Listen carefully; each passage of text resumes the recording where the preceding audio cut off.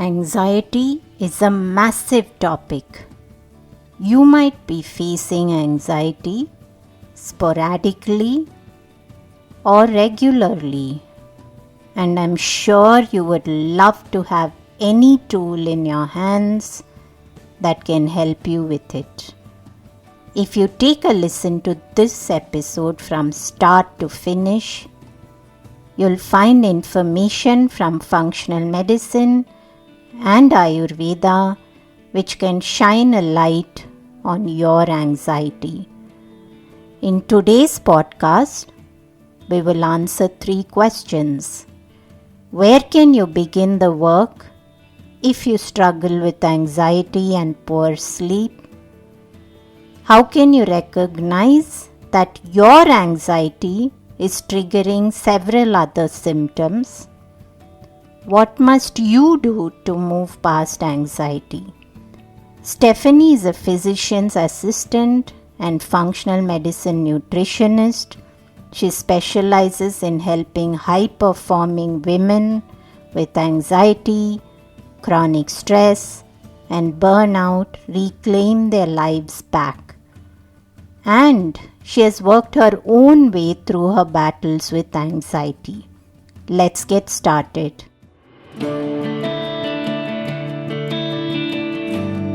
Hey everyone, I'm Deepa, light functional medicine practitioner, author and yogini, and you're listening to the Sleep Whisperer podcast, the only sleep podcast with conversations and meditations. I'm on a mission to share profoundly insightful sleep conversations with global visionaries that merge together functional medicine and ancient wisdom. Breathe in bliss through weekly guided meditations and let yourself enter the land of dreams. Together, let's unravel the pieces, get to the roots, and understand the right tools to transform your sleep completely. Through this podcast, I want you to dream the best version of yourself. It's time to regain hope and begin your sleep journey.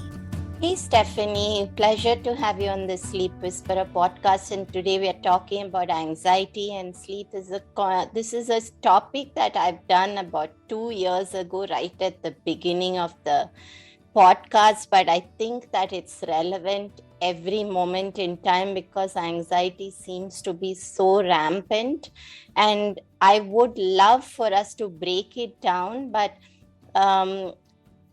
I know that I have a personal story with anxiety because of my son's adrenal disorder, and somehow my attention always came back to the adrenals. So what got you fascinated into exploring this topic by yourself? Yeah, likewise, I have a personal experience with anxiety, and honestly, I didn't even know that I had anxiety until most recently, a few years ago. For years, I suffered with chronic abdominal pain and was bouncing from primary to nutritionist to gastroenterologist, and no one could figure out what was going on. And it wasn't until I started doing some deeper interpersonal work and started working with someone like myself that we were able to connect the dots between my unrelenting anxiety and all of the emotions I had suppressed for basically the majority of my life in adulthood, and as a manifestation of the GI symptoms that I was experiencing. So since then, it's been brought to my awareness. I've really been focused on eliminating that from my life. And like you said, it is so rampant. I think particularly women and moms, it's so common because we have a lot of responsibilities. Absolutely. I think, and I did an episode on self-worth, and I was describing when my guest spoke about how as women we tend to burn the candle at both ends, and I said if I had a candle with 6 ends, I would be burning it at 6 ends. And sometimes that's just how we push ourselves in every direction, and I think it's so important for us as women to set boundaries. Let's talk a little bit about what's happening in our bodies physiologically when there's anxiety, because there is still a lot of focus on looking at anxiety as just something which is psychological. And I do want us to get to the roots physiologically. So let's talk a little bit about what's happening within our body. Yeah. So anytime that you go into anxiety, it triggers the fight or flight response in your body, which is that sympathetic activation. And whether that stress is parenting, relationships, financial stress, other relationships, poor eating habits, or you're being chased by a bear, your body can't differentiate the two, and the same response is triggered. So there's going to be a release of those stress hormones, adrenaline, norepinephrine, and specifically cortisol as well too. So when this happens, your heart rate increases, your breathing gets more rapid and shallow, digestion is impaired. All of these things are done to get you out of an acute emergency. So providing blood to your extremities so you can run away from the bear, making your breathing faster so you can get more oxygen in, diverting blood away from the gut, because digestion really isn't important when you're surviving for your life. So this response is normal and can be helpful when it's actually necessary in that setting. However, when it's turned on chronically for a long period of time, that's when real problems can start to arise. And this sounds so much like, if you're perpetually in this state, let's talk a bit about what is it doing to our sleep? Because we're sitting on our bed and with a racing heart and we're unable to wind down. So what is that what can we do? Where do we begin? It seems a bit vicious.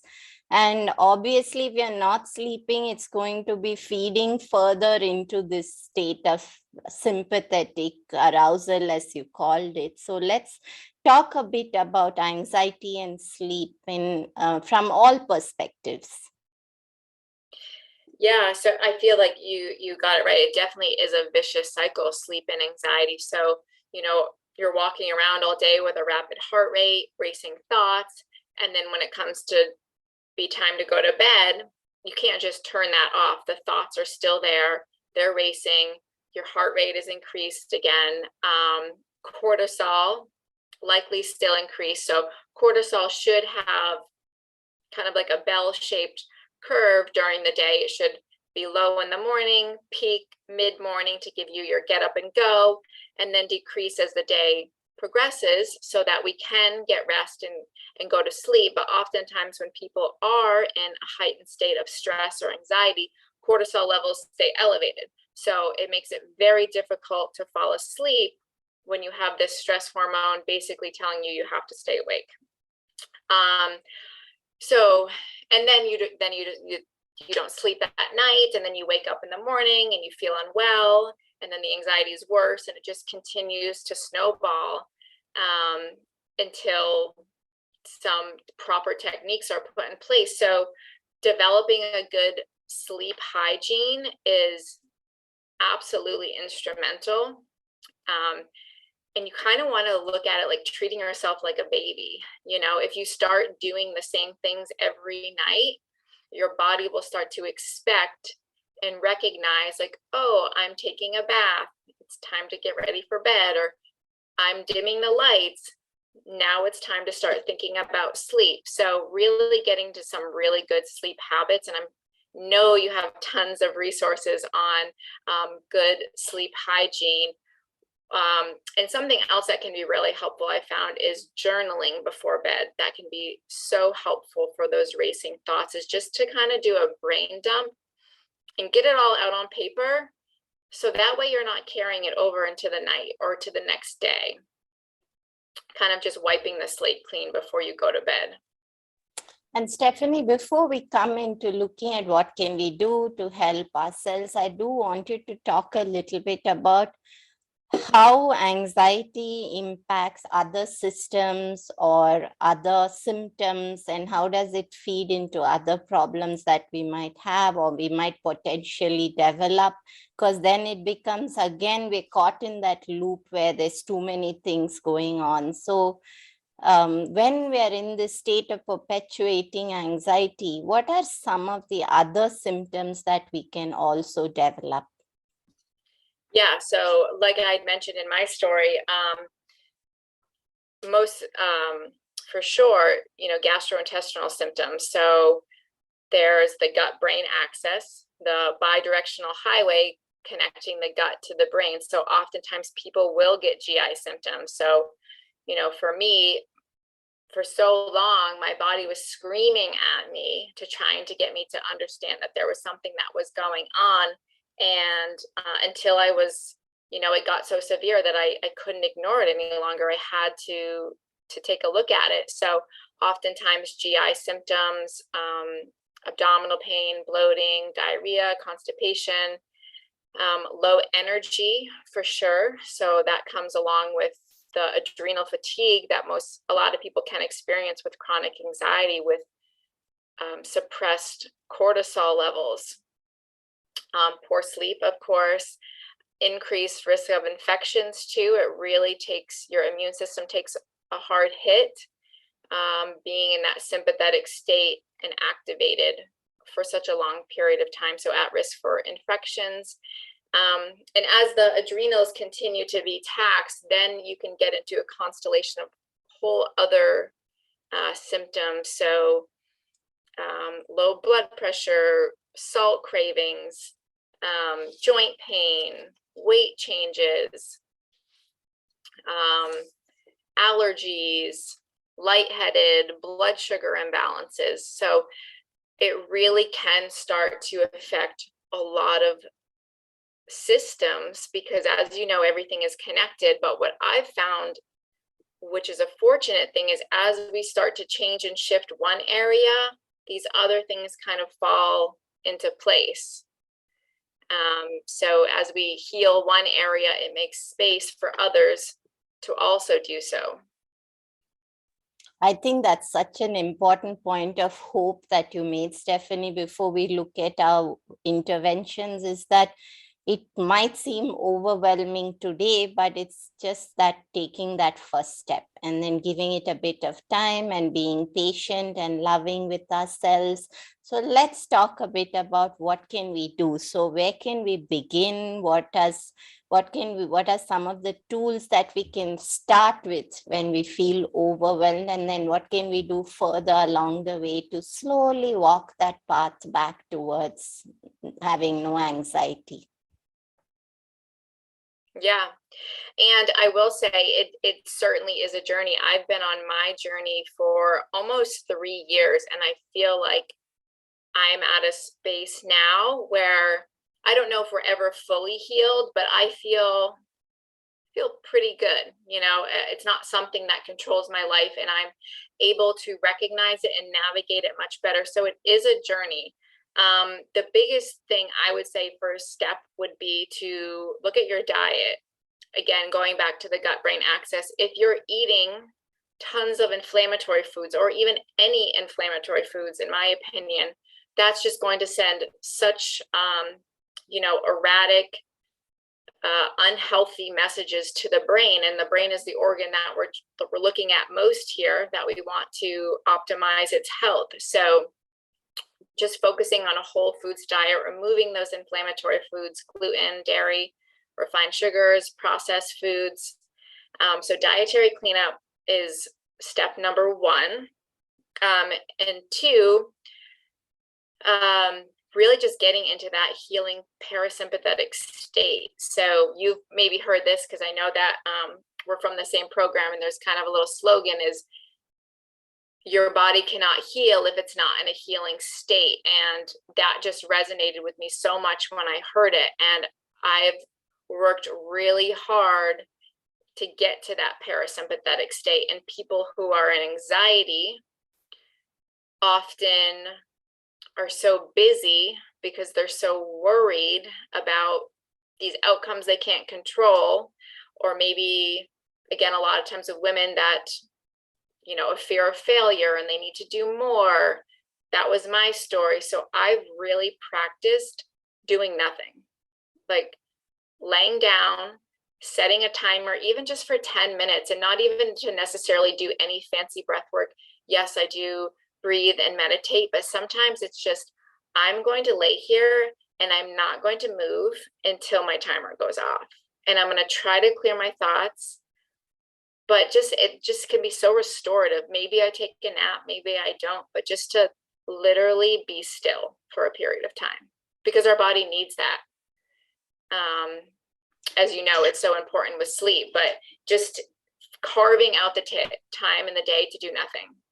I think that is something that I put on the highest part of my list every day, Stephanie, is the setting a goal of doing nothing. And I was just telling somebody yesterday that no matter how much I worked, by 5 p.m., I've switched off my phone, my computer, and I've shut off from the world. And for me, that's made such a huge difference to feeling anxious later in the evening, or receiving that one email, even if I don't read through it, if I know it's from somebody, it used to trigger me that I would not be able to sleep, because I'd wonder what is it that about. I didn't feel a sense of safety.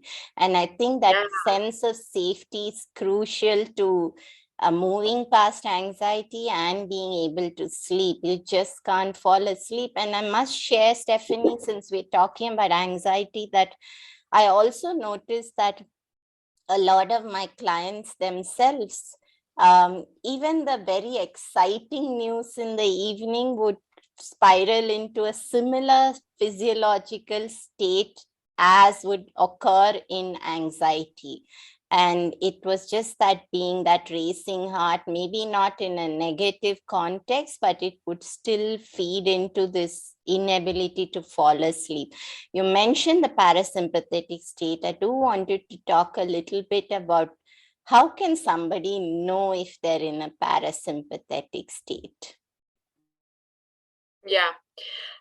It's interesting because just recently I went through some pretty stressful family dynamics. And now that I've been out of that state for so long, when I dropped back into that sympathetic state, it was very uncomfortable in my body and I could feel it. So I think that you'll start to recognize it as you separate yourself from it more.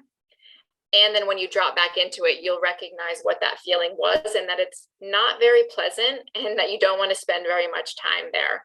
And I mean, other things will improve too, your sleep for sure, as you start, dropping into that healing state, and other things will start to move and shift, and you will start healing. And your lightheadedness will improve, your blood sugar will improve, your blood pressure, even, these things will start to shift into place. You also spoke about sleep hygiene, and I know that we've looked at this in some episodes, but what does that look like for when someone's trying to move past anxiety? What would it look like? Describe your sleep hygiene. Mm-hmm. And again, this has taken some time to get to where I am now, and it really does take hard work and dedication and just sticking to it. One of the biggest things I found for me is, right after dinner, we start dimming the lights. That tells your brain that it's time to prepare for sleep and starts producing melatonin, because light will decrease melatonin production. So we start kind of just setting the mood for bedtime, and then at least an hour before bed, like no screens whatsoever. I go and I read to my kids, or they read to me. I put them to bed. And then when I go to bed, I just go to bed. I don't even look at my phone. Like, it's plugged in, my alarm's already on. I'm not scrolling social media. I'm just going to sleep. And I do take a few supplements at bedtime for sleep. I love magnesium and B6. GABA can also be really helpful. And then at times in my life, I have taken melatonin as well. Something else that's really helpful for me when I wake up in the middle of the night, because that is really common in anxiety, to wake throughout the night, is to notice my breath and just to try to regulate it and do some like 4-count cycles of breathing, or just really being mindful about taking really big inhales and really big exhales until I go to sleep. And when I do wake up in the middle of the night, again, I'm not looking at my phone. I'm not going to the bathroom. I'm not turning on lights. I'm not even opening my eyes. I'm just lying there. And as you said, the safety thing is huge. Reminding myself, I'm safe. I'm okay. Like, tomorrow's still going to go on, even if I'm awake for a half hour in the night, like, we got this. And really just practicing that over and over and over again. Share, Stephanie, with our listeners your top 5 takeaways for moving past anxiety to support better sleep. For better sleep? Yeah, okay. So to reiterate, diet for sure. So cleaning up the diet, and that will also positively impact sleep. So whole foods diet. Moving to that parasympathetic state. So just focusing more on rest and stillness, which, that's what we're doing when we sleep anyway. So if we're practicing that more during the day, it should, in theory, make sleep easier. Another really big thing for me has been questioning my thoughts. So really doing a lot of,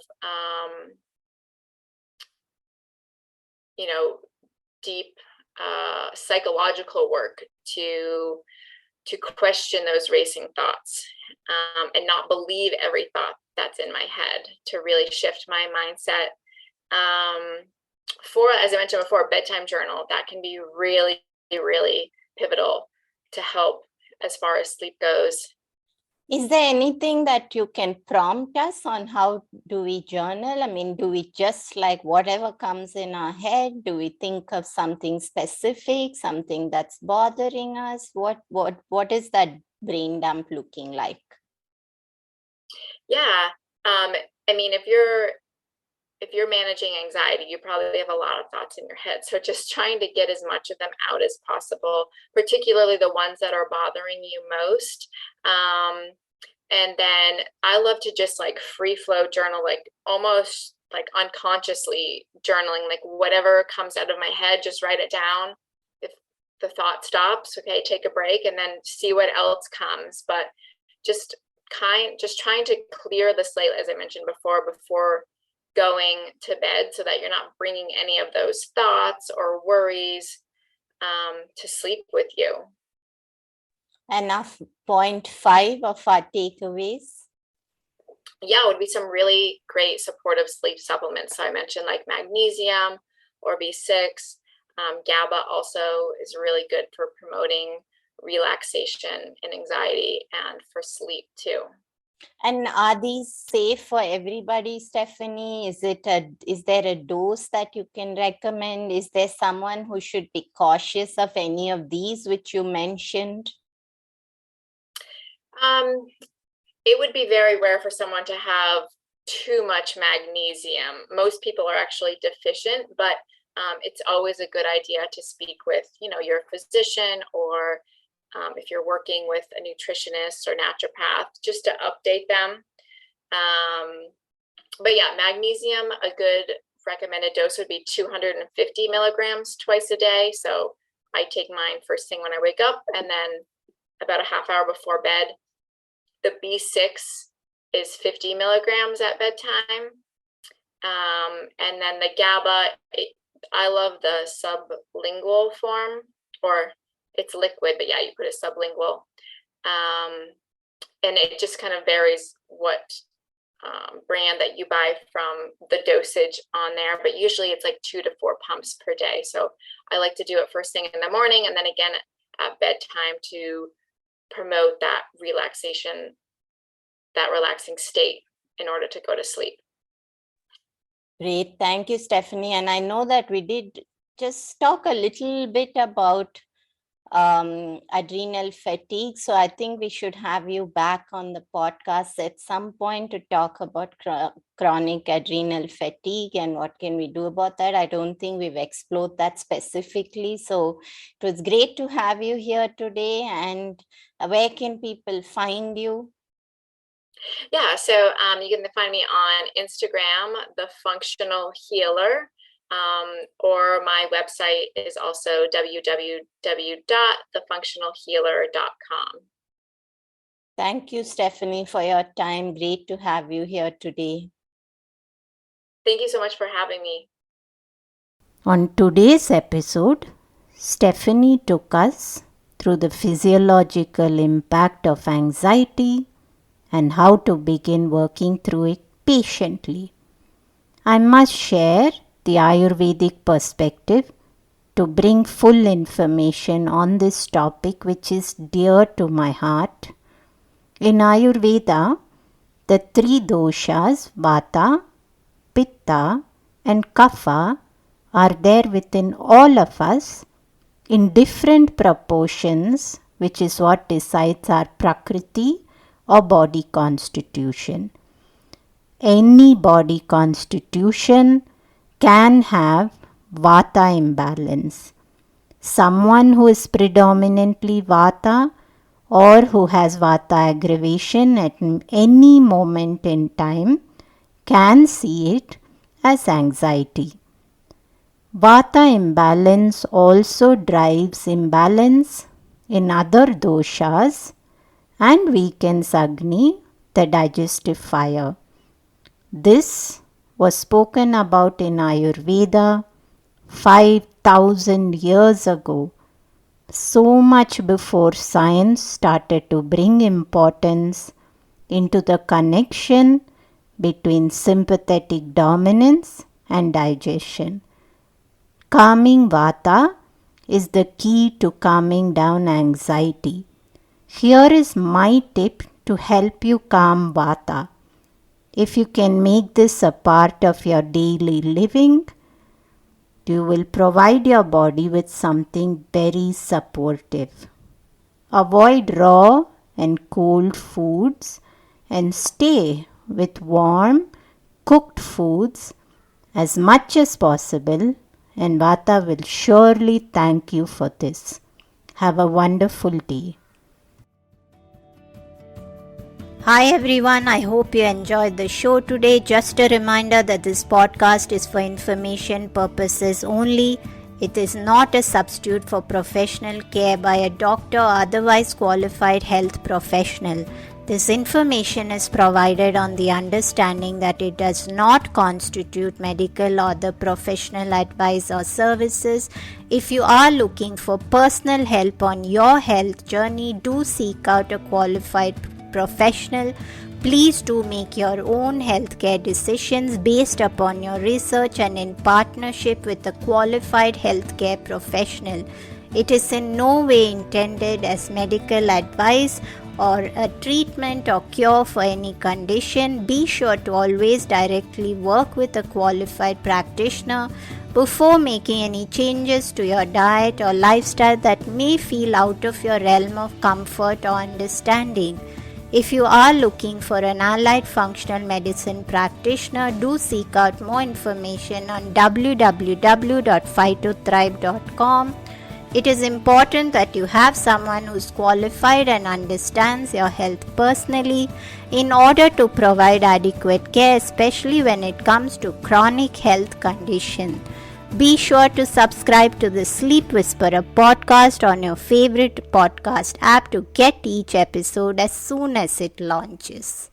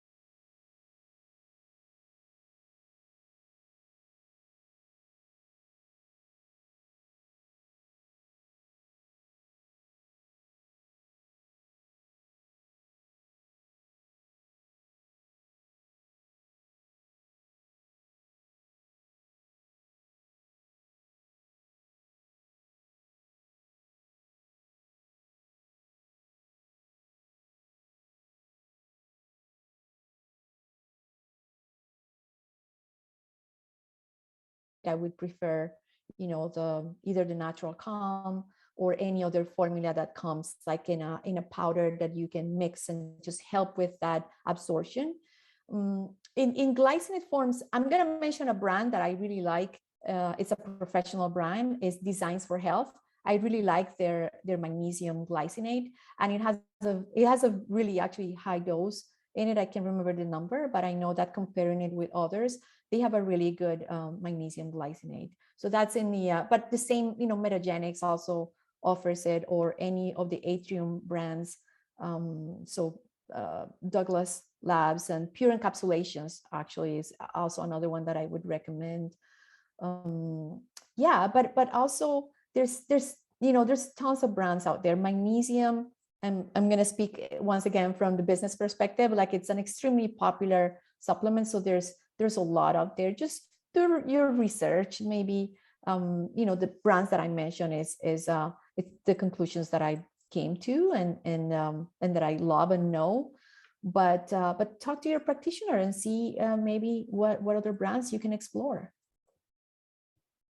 Lovely, Maria. Thank you for your time. And where can people find you if they'd like to know more about magnesium and a whole lot more about Maria?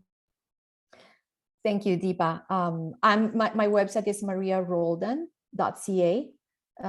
That's where you can find me. I'm making a lot of changes now to my website, and I'm going to be doing a lot more work in Spanish. If any of your listeners know people that can benefit, from having access to this information in Spanish, that's what I'm going to start doing. I mean, on Instagram, which is mariaroldan_.ca, I've started to post exclusively in Spanish because I feel that I need to help spread this information to that community as well.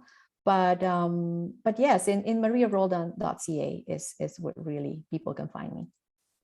And I know that I'd encourage anyone to go to your Instagram, and I always listen to your videos because you sound so musical when you're talking in Spanish that it just cheers me up.